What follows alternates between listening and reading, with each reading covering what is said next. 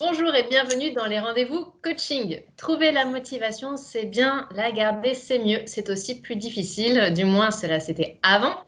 Avant quoi? Avant de recevoir les bons conseils de notre coach professionnel certifié, monsieur Stéphane Masson. Stéphane, bonjour. Émilie, bonjour, bonjour à tous. J'aimerais comprendre. Je me suis lancée dans un projet qui me tenait à cœur, avec une motivation sans faille, et voilà, les aléas du quotidien font que ma volonté est mise à rude épreuve. Première question donc, Stéphane, comment fonctionne la motivation? La motivation est une capacité, un désir, une volonté, un état d'esprit de mise en mouvement et d'engagement en matière d'énergie et de temps dont va faire preuve un individu pour mener à bien une tâche, un projet, un travail dans l'atteinte d'un objectif attendu. La motivation naîtrait d'une raison, d'un motif qui pousse un individu dans l'action, à agir donc, dans le but d'assouvir d'abord des besoins psychologiques, comme le besoin de compétence, le besoin d'autonomie, le besoin d'appartenance et de relations interpersonnelles. Et ensuite d'autres besoins, comme l'accomplissement et des besoins plus matériels. La raison peut être interne à un individu. Nous parlons dans ce cas de motivation dite intrinsèque, comme par exemple l'envie de réussir ou d'avoir le sentiment d'efficacité. Elle est également externe. Il s'agit là de la motivation dite extrinsèque, comme par exemple la promotion ou la prime que peut vous promettre votre chef pour récompenser un bon travail. Alors ces deux motivations peuvent cohabiter, bien sûr. La motivation s'apprécie dans sa force et dans son maintien dans le temps jusqu'à l'aboutissement d'un projet. Et alors, pourquoi est-il si difficile de garder une motivation intacte? La motivation est une force nourrissant l'action vers l'objectif. Cette force peut faiblir avec le temps, la lassitude, la perte de sens, les échecs successifs ou tout simplement parce que notre état de forme physique ou psychique n'est pas constant d'un jour à l'autre. Et par ailleurs, la motivation conditionnée par une envie forte d'un individu pour un sujet peut réduire au profit d'un autre projet. Elle peut dépendre non pas vraiment de notre âge, car des gens âgés peuvent toujours manifester une grande motivation malgré les traces du temps, mais plus du cycle de la vie dans lequel nous sommes et des besoins et surtout des envies du moment. Comme par exemple être très motivé pour travailler beaucoup, pour gagner de l'argent dans le but d'acheter un bien. D'accord. Ce qui entraîne ma question suivante, Stéphane. Pourquoi perdons-nous parfois notre motivation? Les sources de démotivation sont nombreuses. Commençons par le travail, par exemple, en citant immanquablement, dans le désordre, les conditions de travail en entreprise, ce qu'on appelle les QVT, hein, la qualité de vie au travail, la qualité du management et la communication interpersonnelle en entreprise, l'insuffisance de reconnaissance, la rémunération jugée trop basse, la perte de sens et d'intérêt pour des projets alloués, le manque d'avantages sociaux, les faibles possibilités d'évolution dans l'entreprise, le respect de l'équilibre vie privée-vie professionnelle, l'accession à la formation, sans oublier la lassitude, la fatigue physique ou psychique, et la liste pourrait être encore bien longue. Et dans le domaine de la vie privée, il y a les accidents de la vie, la perte d'un emploi, la rupture affective, le décès d'un proche, les problèmes de santé physique et psychique, les crises sanitaires, même s'il n'y en a pas tous les jours, fort heureusement. Place donc à l'action, Stéphane. Quelle stratégie adopter pour se motiver? La motivation peut se stimuler en se mobilisant sur un projet personnel qui vous tient à cœur, un projet plein de sens pour vous, comme par exemple changer de travail ou de métier, créer votre propre structure ou viser une promotion, un meilleur salaire ou monter d'un cran dans votre entreprise ou tout simplement décider d'être bien dans votre job actuel. Alors cet objectif sera de toute façon SMART. Que veut dire SMART? Eh bien, S comme spécifique, précis, clair pour vous.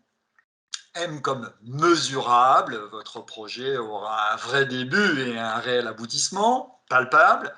A comme atteignable, vous serez personnellement en capacité d'atteindre cet objectif. R comme réaliste, vous serez en capacité de trouver des ressources nécessaires pour votre projet. Et T comme temporairement défini, ce qui implique une date de début d'action et une date de fin de projet abouti. En parallèle de ce projet, passez à l'action et faites des choses que vous aimez, ça c'est très important. Travaillez sur votre bien-être en général et vos conditions de travail. Soignez votre communication avec votre entourage et vos collègues. Le retour sera positif. Immergez-vous davantage dans la culture de votre entreprise. Pensez à vous former pour apprendre de nouvelles choses et évoluer. Fixez-vous des mini-objectifs quotidiens relativement faciles à atteindre. Optez pour la positive attitude, ça on en a déjà parlé ensemble ici, qui est un bon allié pour la réussite de toute entreprise et trouver du positif dans des tâches que vous jugez barbantes. Restez bienveillant, ça aussi on en a déjà parlé avec vous, surtout quand vous êtes démotivé ou quand vous faites des erreurs, ne vous maltraitez pas, hein, très important. Pensez à bien vous entourer également, surtout de gens inspirants et motivants, on en a déjà parlé aussi. Et glissez-vous dans des routines quotidiennes qui vous font du bien avec des horaires organisés. Voilà, autant de bons conseils donc, pour se donner l'envie d'avoir envie déjà. C'est un début. Envie d'en voir envie, oui. Merci. Alors voici à présent notre trousse d'urgence. J'ai envie soudainement de faire voler en éclats un engagement que j'ai pris envers moi-même ou envers quelqu'un d'autre. Que dois-je me dire pour ne pas renoncer et garder ma motivation? Là se pose la question de savoir s'il n'y a plus du tout de motivation pour cet engagement ou si vous êtes toujours fondamentalement motivé pour le projet en cours et si ce n'est qu'un passage à vide.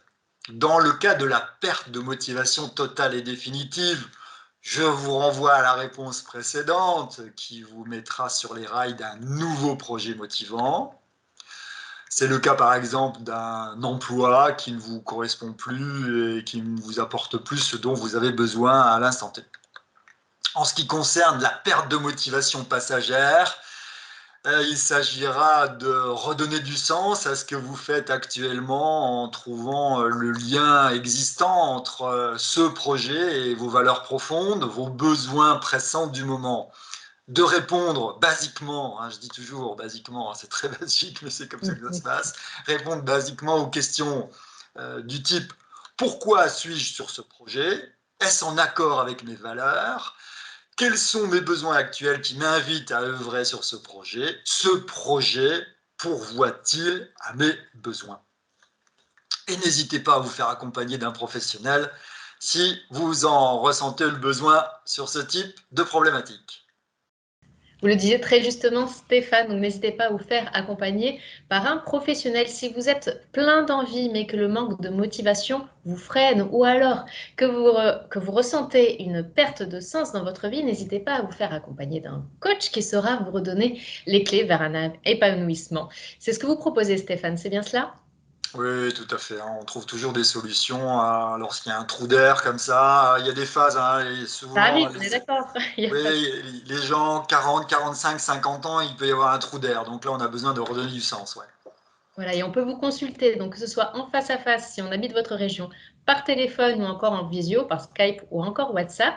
Toutes les informations pour vous contacter dans le descriptif de cette vidéo ou également sur votre site internet, donc Stéphane-le-6 maçon.fr, Stéphane-maçon, M-A-2-S-O-N.fr. On peut également vous suivre sur les réseaux sociaux, sur votre compte Instagram, stéphane.maçon.coach. Stéphane, un grand merci et on se retrouve très prochainement pour un nouveau sujet. À bientôt. Au revoir Émilie, au revoir à tous, à bientôt.